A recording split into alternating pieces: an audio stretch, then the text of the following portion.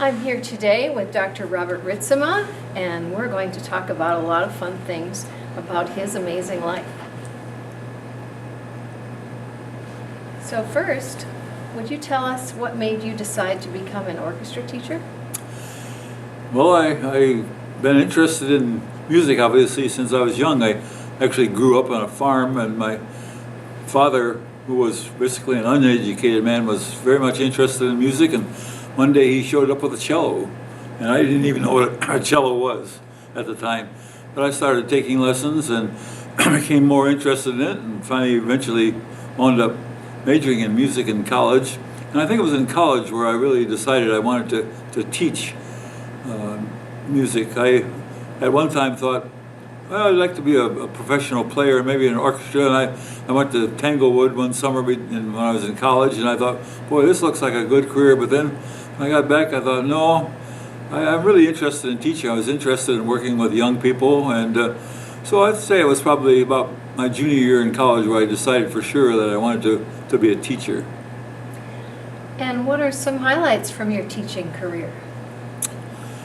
Well, there were a number of them. I had a wonderful opportunities teaching at Hope College to take, for instance, many foreign tours. We went abroad probably about 7 or 8 times, plus we toured all over the country every year. So those are wonderful experiences. And then also I had the marvelous opportunity to conduct the Kalamazoo Youth Symphony, which is one of the I think the second oldest youth symphony in the country.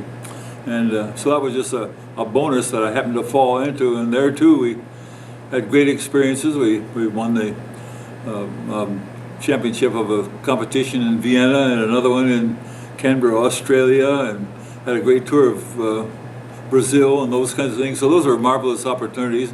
But I'd say overall it was just the general reaction with and to students over the many years of my teaching career that are my highlights when I think back about it. And, even though I'm outdated these days, I'm on Facebook, and to stay in touch with so many of my former students there and to interact with them still is just a real blessing to me. Any words of advice to young teachers in the profession? I would say that one of the most important things I always felt was that you have to, first of all, you have to really be, let's say, into what you're doing. That you have to love what you're doing and show that love through the way you treat the young people. I was always one, in fact, when I retired from the Youth Symphony, one of the comments that appeared in an article in the paper, it said, he coaxes the music out of us, he doesn't beat it out of us. And I think that's a good a bit of advice to people, that you have to be, not that you have to be easy on the student, you still have to work for and demand things, but that you can't just be one who just demands things in a way that's outrageous and turns everybody off music. So that's one of the main things, I think, that you approach music with love and with lots of energy. What are some of the challenges you faced as a teacher, and how did you overcome them? I'd say one of the challenges, of course, is to try to keep your, especially I worked in a liberal arts school, and just to keep an orchestra alive, that was one of my big challenges, and I worked very, very hard at that in terms of recruiting and in terms of retention and so forth, and did manage to wind up with an orchestra a lot larger and better than when I started. So I'd say that was one of the chief challenges. I didn't, when I look back over the years, I can't think of that I had challenges, and I always thought, often when I spoke to orchestra directors, I heard, oh, my administration is so bad, and I'm having trouble with this and that, and I thought maybe a little less negative attitude towards how things were going would have been of help to them more, and a little more positive attitude. So I always tried to keep as positive attitude as I could possibly. Why is ASTA membership important?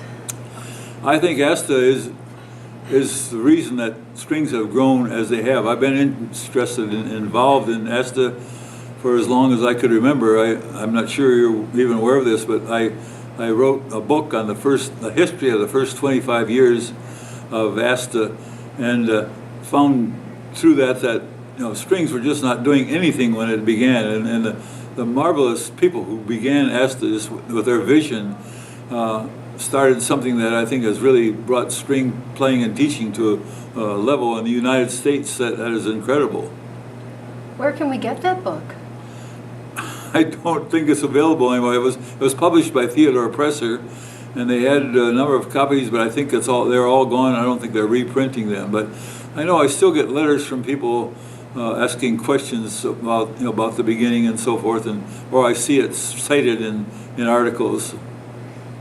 You are one of my heroes. Who are your heroes? Well, I reciprocate that. I think what you've done here in Marquette, and I spread this word all over, is absolutely amazing. When I come here to adjudicate or to play in the symphony, I think of what is happening in a relatively small town like this that, with a limited number of resources, is just incredible.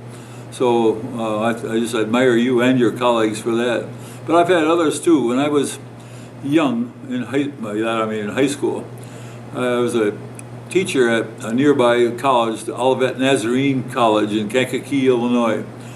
And he would drive out to my house on the farm, about 13 miles, and teach me a lesson, and drive me back to Kankakee, and he conducted the local symphony there, and I would play in the symphony, and then my dad would come and pick me up afterwards, and I always thought, man alive, what dedication that man, and I just owe him everything.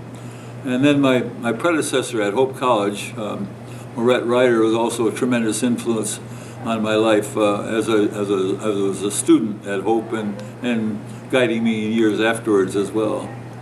Anything else that you would like to share with the MASTA membership?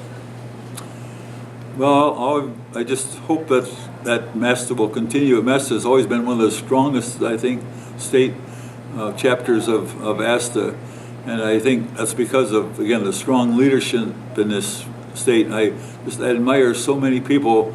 I wouldn't even want to start naming names because there have been so many who have been great teachers and great leaders, and I would hope that MASTA will continue in that position and will continue to grow. And I know as long as you are president, they certainly will. Thank you so much. Is there anything else? I think that's about it. Thank you so much for sharing your thoughts with us today. It's been my pleasure.